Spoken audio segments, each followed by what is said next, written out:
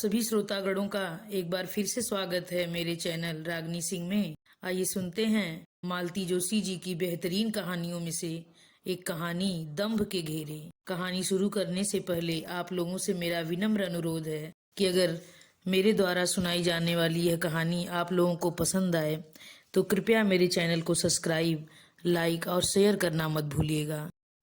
शनिवार की दोपहर बैंक की जल्दी छुट्टी हो जाती है, पर ये अक्सर रोज की तरह 5:30 बजे ही घर पहुंचते हैं।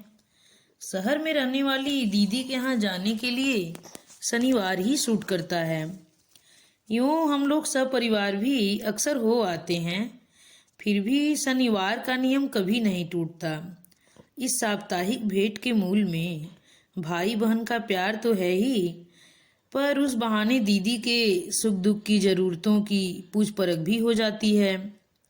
यद्यपि मुझसे कुछ भी छिपा नहीं रहता, फिर भी ये सोचते हैं कई बातें ऐसी हैं जो शायद दीदी मेरे सामने कह नहीं पाएंगी। मैं उनके इस भ्रम को बनाए हुए हूँ।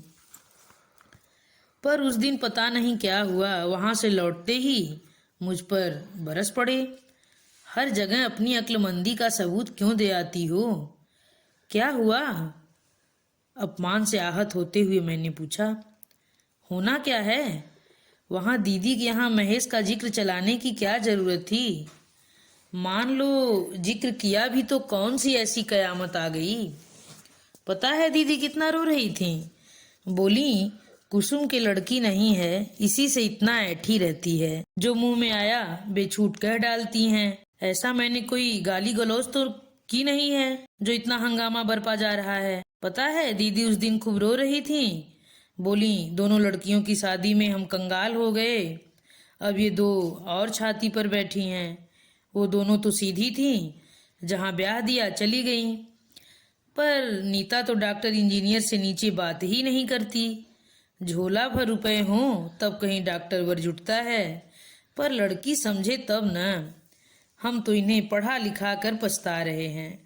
उन्होंने इतनी बात की तब मैंने महेश की चर्चा की थी। चर्चा करने से पहले कुछ तो सोचा होता। सोचना क्या है, ब्राह्मण का लड़का है, MS कर चुका है, अच्छी नौकरी है, कोई जिम्मेदारी नहीं, घर में बस एक माँ है। और वह माँ कभी तुम्हारे यहाँ खाना बनाया करती थी। तो क्या हुआ? मुसीबत किस पर नहीं आती? एक अनपढ़ बेसहारा औरत और कर ही क्या सकती थी? कोई चोरी चकारी तो नहीं की उसने। मेहनत मजदूरी करके बच्चे को इस योग्य बनाया है।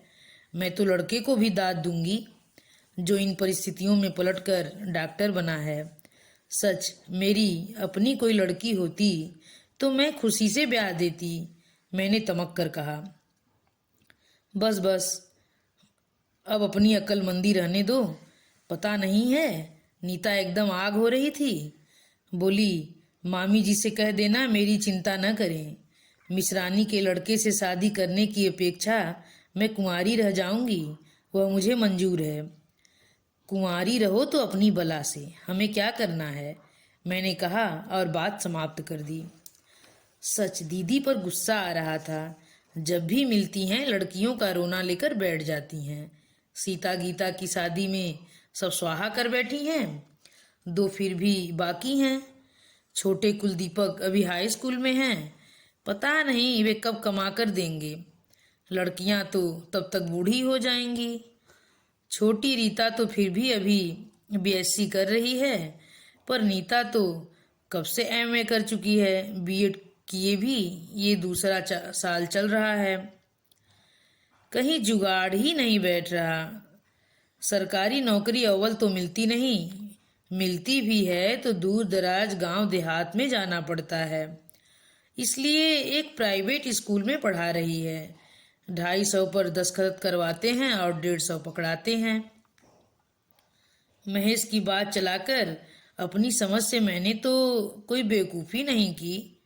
उसकी माँ मेरे यहाँ कुछ दिनों तक खाना बनाया करती थी, ये सच है, पर इससे लड़के की गुणवत्ता में तो कोई फर्क नहीं आता। और माँ बेचारी करती भी क्या। पति की मृत्यु के बाद जेठ देवरों ने मिलकर जायदाद हड़प ली और झाड़ू मारकर घर से निकाल दिया। पीहर में वैसे ही हालत खस्ता थी। विधवा ननद और भांजे को देखकर भाभियों के तेवर ही बदल गए। काकी लेकिन हिम्मत वाली थीं। किसी दूर के रिश्तेदार का सहारा लेकर शहर आईं तो फिर पलटकर गांव की ओर नहीं देखा। मेरे लिए तो वह जैसे भगवान बनकर ही आई थीं। विनय के समय बीमारियों ने मुझे ऐसा जकड़ा कि 6 महीने मैं खाट से उठ नहीं पाई। नन्हे अजय अभय अनाथ से यहाँ वहाँ घूमते रहते। दीदी आ जाती थीं, कभी उनकी लड़कियां रह जातीं, पर आखिर कोई कितने दिन अपनी गृहस्थी, अपनी पढ़ाई छोड़ मेरे पास रह जाता। ताकि मेरे भाग्य से ही उन दिनों शहर आई थीं। उनके वे रिश्तेदार हमारे ही मोहल्ले में रहते थे।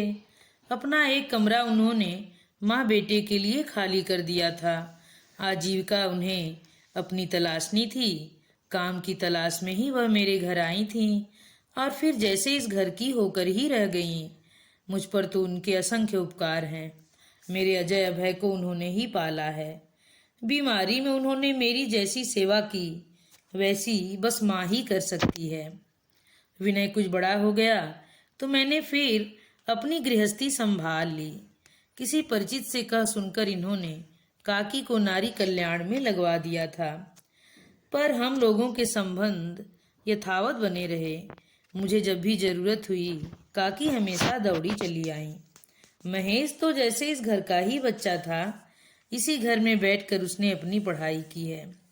उससे कुछ ऐसी ममता हो गई थी कि उसकी फीस, पुस्तकें और कभी कभार कपड़े भी यहीं से जाते थे। वैसे लड़का जहीन था, हमेशा स्कॉलरशिप पाता रहा। फिर भी काकी हमारे ऋण को कबूलती हैं। जब भी कोई बच्चे की तारीफ करेगा तो यही कहेंगी, भैया मैंने तो जन्म भर दिया है। असली माँ बाप तो यही हैं। अब तो महेश की नौकरी लग गई है। 4-5 साल से काकी घर में बैठकर भगवत भजन कर रही हैं।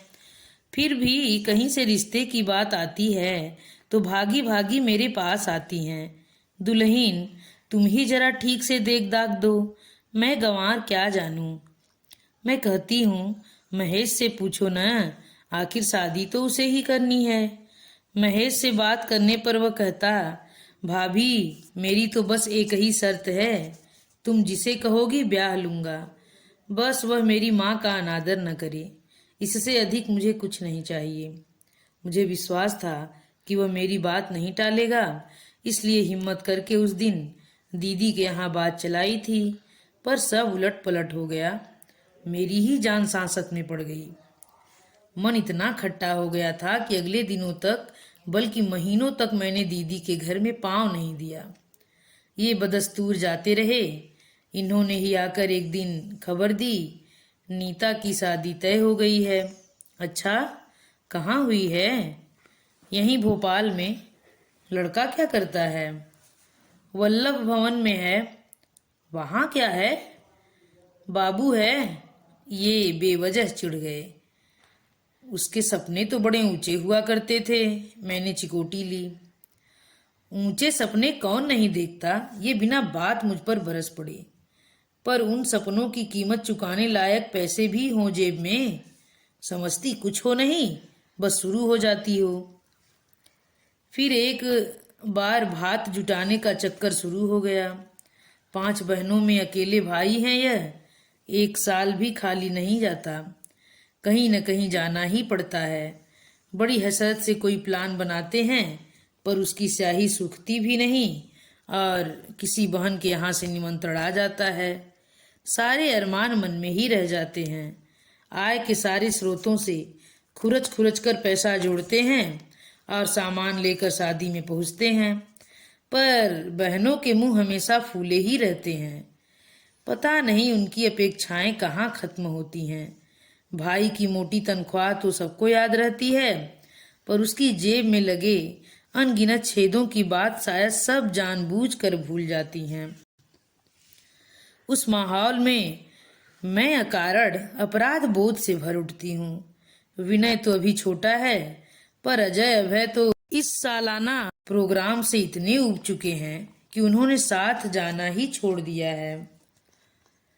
बड़ी दीदी के यहाँ कोई शादी होती है तो परेशानी और भी बढ़ जाती है।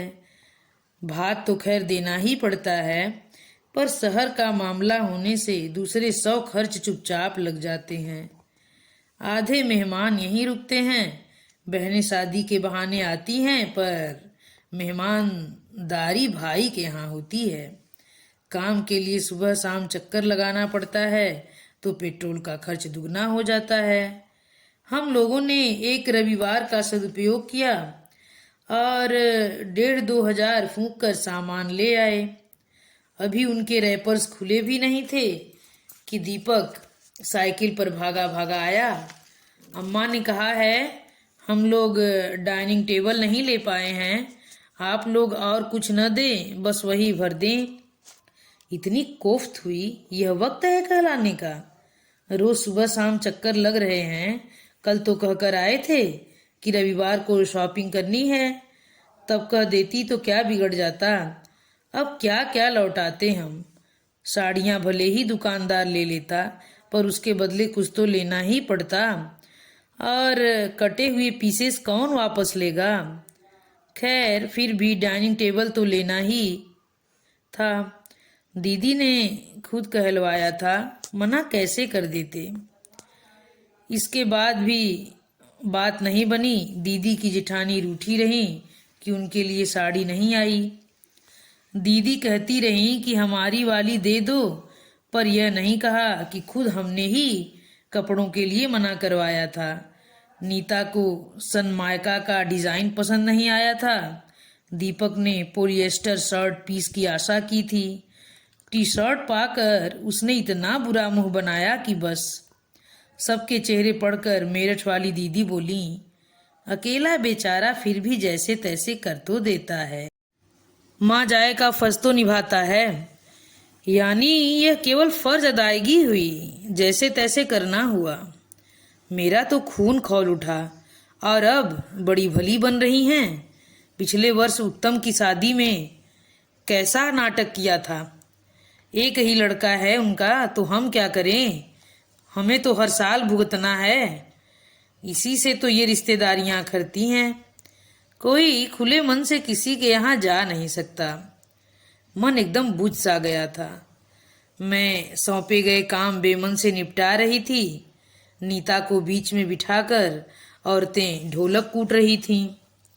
वहीं पीछे बैठी कुछ जिज्ञासु महिलाएं खुसुर पुसुर कर रही थीं।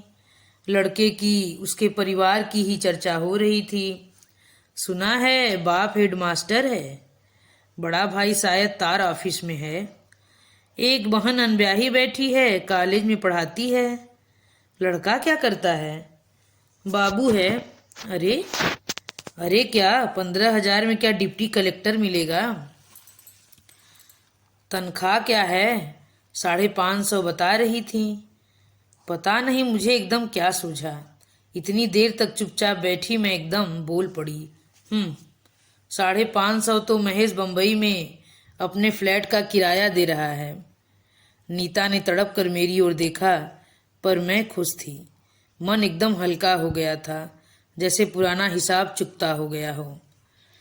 शाम को मंडप को रंगोली से सजा रही थी कि रीता धीरे से पास आकर बैठ गई। मामी जी, एक बात कहनी थी। उसका स्वर बुरी तरह कांप रहा था।